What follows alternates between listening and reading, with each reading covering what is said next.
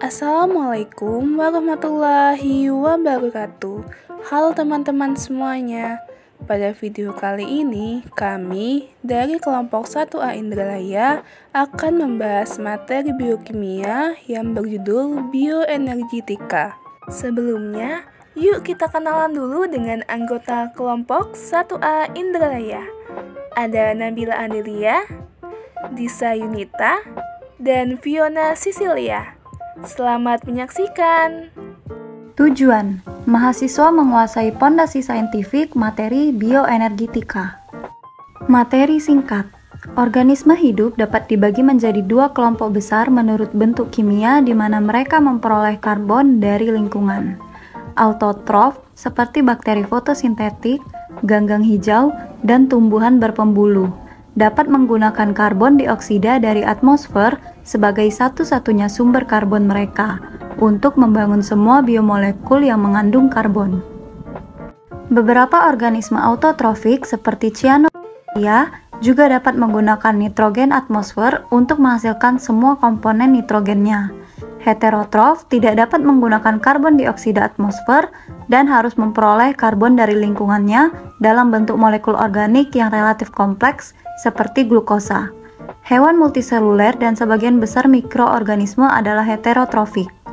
Banyak organisme autotrofik yang berfotosintesis dan memperoleh energinya dari sinar matahari. Sedangkan organisme heterotrof memperoleh energinya dari degradasi nutrisi organik yang dihasilkan oleh autotrof. Prosedur proyek 1. Carilah materi bioenergetika dari berbagai sumber. 2. Baca dan pahami materi tersebut. 3. Tentukan objek yang akan digunakan. 4. Buatlah video mengenai bioenergetika. 5. Lalu edit video yang telah dibuat dengan kreatif supaya lebih menarik. Pembahasan 1. Fotosintesis pada tumbuhan. Tumbuhan menggunakan energi matahari untuk melakukan fotosintesis. Klorofil, pigmen hijau dalam kloroplas, menangkap energi matahari. Dalam fotosintesis, karbon dioksida dan air diubah menjadi glukosa dan oksigen. Glukosa tersebut kemudian digunakan sebagai sumber energi untuk pertumbuhan dan perkembangan tumbuhan. 2. Respirasi sel pada tumbuhan dan hewan. Setelah tumbuhan menghasilkan glukosa melalui fotosintesis, baik tumbuhan maupun hewan menggunakan proses respirasi sel untuk mendapatkan energi dari glukosa. Respirasi sel melibatkan pemecahan glukosa dengan bantuan oksigen untuk menghasilkan ATP, yaitu bentuk energi yang dapat digunakan oleh sel untuk berbagai fungsi. 3. Konsumsi makanan pada hewan. Hewan mendapatkan energi dengan mengonsumsi makanan.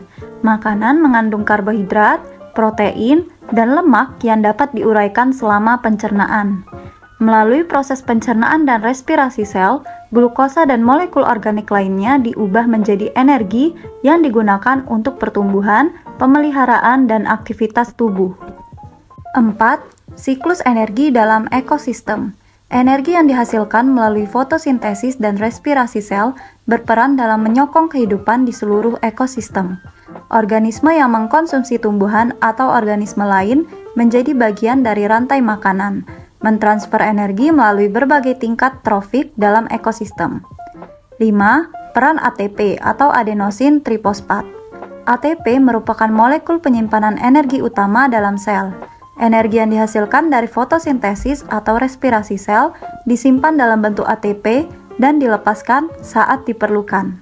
Dari pembahasan sebelumnya, dapat disimpulkan bahwa dalam dunia bioenergetika, makhluk hidup memanfaatkan energi melalui serangkaian proses yang saling terkait.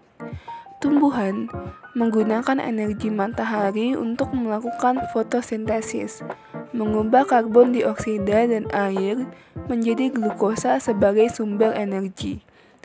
Sementara itu, hewan memperoleh energi melalui konsumsi makanan yang diolah melalui proses pencernaan dan respirasi sel. Respirasi sel baik pada tumbuhan maupun hewan memainkan peran sentral dalam menghasilkan ATP. Siklus energi tidak hanya terbatas pada individu, tetapi juga melibatkan transfer energi melalui rantai makanan dalam ekosistem. Melalui interaksi kompleks antara fotosintesis, respirasi sel, dan peran ATP, makhluk hidup memastikan kelangsungan hidup, pertumbuhan, dan perkembangannya dalam konteks bioenergetika yang mencakup segenap aspek kehidupan. Sekian video dari kami, semoga bermanfaat, dan terima kasih sudah menonton. Kami akhiri, wassalamualaikum warahmatullahi wabarakatuh.